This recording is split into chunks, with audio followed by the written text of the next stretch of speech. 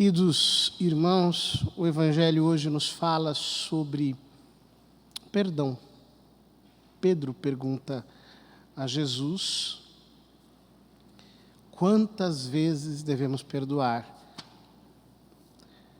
Ele coloca um limite, 7 vezes, e Jesus, como que diz, 70 vezes 7. Muitas vezes, muitas. A vida nos oferecerá ocasiões, assim, incontáveis, para que nós exercitemos o perdão. Mas Jesus continua falando sobre dívida. Ele conta uma parábola sobre dívida. Um empregado devia ao seu senhor uma enorme fortuna. E realmente, aqui a tradução diz enorme fortuna, o texto do Evangelho quantifica, mas é uma quantificação exorbitante. E o patrão perdoou.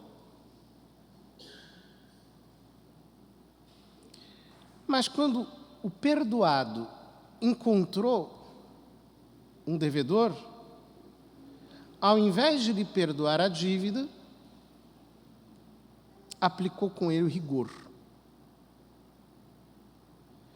E então, o patrão trata-o como ele tratou ao seu devedor, com severidade, chamando-o de perverso. Empregado perverso. Perverso. Por quê? Porque não perdoou. A gente não sente isso. Quando a gente não perdoa, a gente não se sente perverso. Por quê?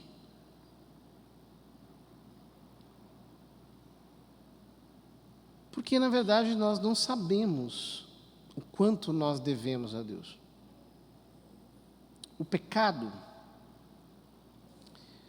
tem uma dimensão infinita, uma vez que a ofensa toma as proporções do ofendido. Então, por exemplo, não é a mesma coisa ofender um animal e ofender uma pessoa. Assim como não é a mesma coisa ofender uma pessoa desconhecida e ofender a avó. Assim, não é a mesma coisa ofender a avó e ofender ao Papa. Por quê? A ofensa toma as proporções do ofendido. Cada pecado ofende a Deus. E, portanto, cada pecado nos coloca diante de uma dívida imensa que nós temos. É uma dívida impagável. Foi só por isso que Nosso Senhor se encarnou, Deus se fez homem, morreu na cruz, para ser o nosso fiador, para pagar a nossa dívida. Ora, só que se nós não meditamos no pecado de maneira concreta, o que acontece conosco? Nós nos sentimos melhores, nós nos sentimos santos, justos. Nós nos sentimos no direito de exigir dos outros algo. E nós não conseguimos perdoar. Porque nós não enxergamos a nossa miséria. Uma pessoa orgulhosa não sabe perdoar, não consegue. Ela é sempre ofendida, ela é sempre magoada, ela é sempre... Por quê? Orgulhosa. Ela dá outros nomes a isso. Mas, no fundo, é o amor próprio. É o orgulho. Só quem é humilde consegue perdoar. Mas quem é humilde? Humilde é quem é consciente da sua miséria. que sabe ser não apenas ínfimo, mas ruim. Quanto mais mergulha na sua própria perversidade, percebe a sua podridão, a sua abjeção, o quanto é indigno, tanto mais ele vai crescendo em humildade, ele desce. Ele desce. Ele desce para os seus pecados. Ele para de agir como quem considera os pecados como erros normais. Então ele desce para a sua miséria e diz: Deus, veja como eu sou podre. O que eu fiz? O que eu já tive coragem de fazer? Esse sou eu. Deus, olha para a minha imoralidade, olha para a minha deficiência, olha para a minha perversão. Isso sou eu. Este sou eu. E quando eu me vejo assim, e sinto o peso do meu pecado, e sou capaz de dizer a Deus: perdão, porque eu não consigo mais desfazer, tudo que eu fiz ficou. Eu me estraguei, eu perdi a minha inocência. Eu joguei inúmeras vezes a tua graça fora. Eu dei lugar ao diabo pela minha irritação, pela minha cólera, porque eu sou mau, eu sou fraco, eu sou ruim, eu sou perverso. Muitas vezes eu me excedi, eu me apeguei às minhas coisas, como se fossem grandes e eram apenas bobagens. Quando eu volto para os meus pecados e digo: Deus, este sou eu. Eu sinto muito de ter pecado. Eu sinto muito de ter desprezado o teu amor por mim. Eu sinto muito por ter desconsiderado quem tu és, a tua vontade, para me apegar à minha. Nos meus momentos de irresponsabilidade, eu te peço perdão. Eu sei o que eu fiz.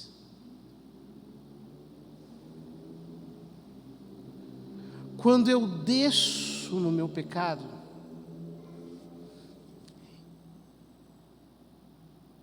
então, eu não tenho cara de negar perdão para ninguém. Como é que eu vou ser implacável, intransigente com uma pessoa que errou contra mim? Mas quem que eu sou? Eu não sou nada. Eu sou um verme. Eu não sou nada. Muitas vezes me ofendeu, com razão, inclusive, por causa dos meus pecados, por causa do meu mau jeito. Me destratou, mas eu mereço tratamento algum? Quando eu me vejo nas entranhas do meu pecado, eu tenho aversão a louvores, a considerações, e eu não julgo ninguém de uma posição de superioridade. Às vezes, a falta de perdão entra de um jeito muito sutil. Por exemplo, um pai católico que tem filhos desviados.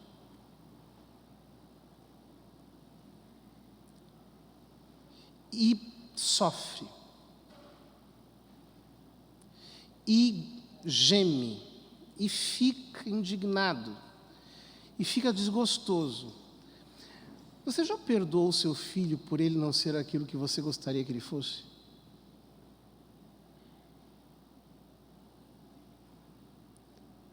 Você já perdoou o seu pai, a sua mãe, porque eles não são aquilo que você gostaria que eles fossem? Não é necessariamente que eles fizeram mal contra você, não.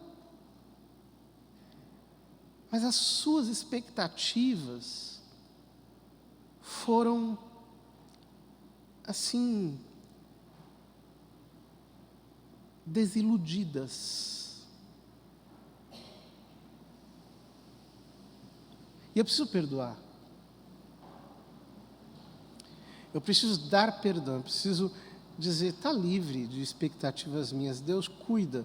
Se não é do jeito que eu quero, do jeito que eu esperava, Deus, eu confio no Senhor, faço o melhor, estamos unidos, eu amo o Senhor de todo o meu coração, eu creio que o Senhor, em atenção às minhas orações, fará uma obra de salvação, mas eu perdoo.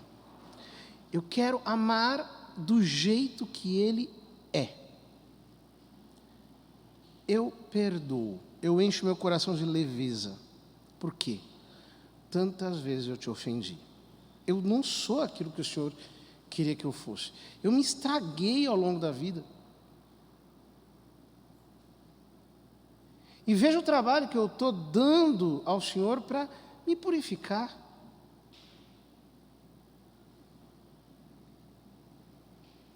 Eu não tenho direito de exigir nada de ninguém. Eu preciso receber o perdão divino e dá-lo. Nunca perca a oportunidade de perdoar.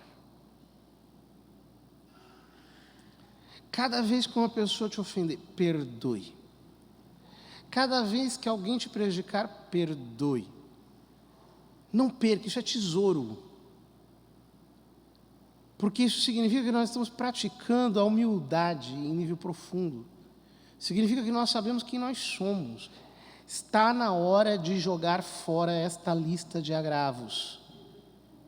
Esses incômodos pelas pessoas. Está na hora de queimar isso. Está na hora de amar de uma maneira universal.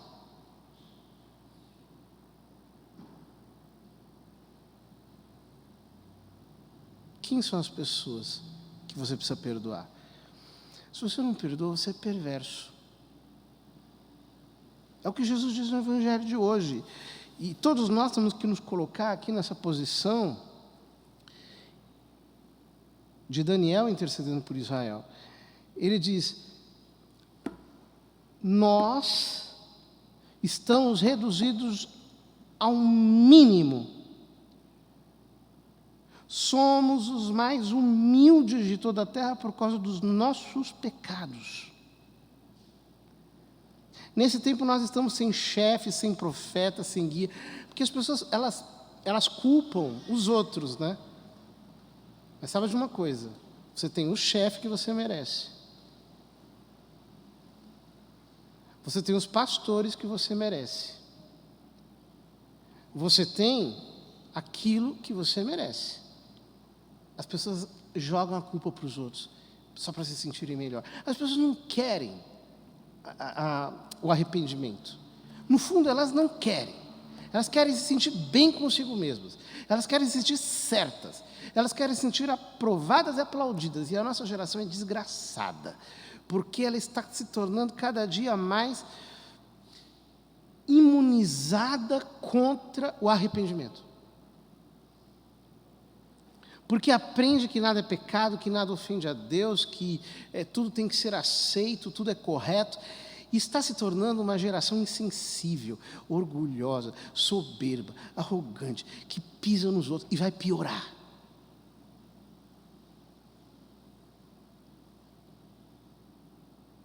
Porque quem não sente culpa do jeito certo, sem loucura, é incapaz de se colocar no lugar de um culpado.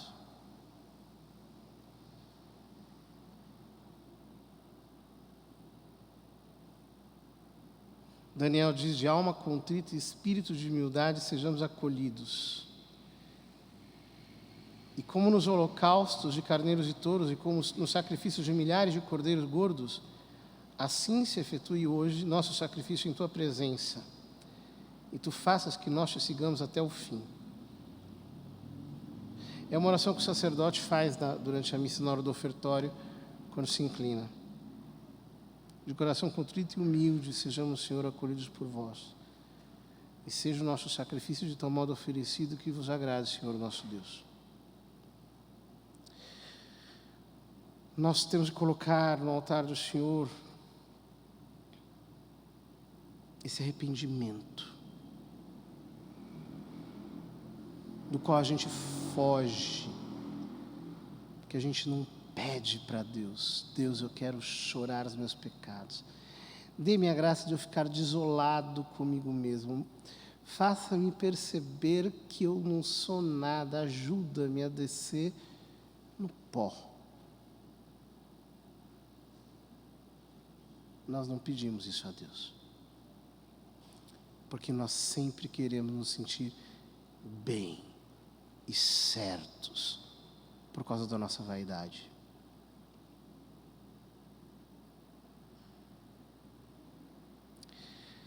A quaresma vai avançada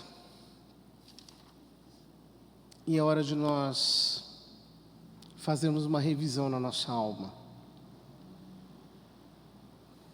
e de fato vermos se nos sabemos verdadeiramente pecadores, para descer dessa posição orgulhosa de quem se considera sempre dono da razão.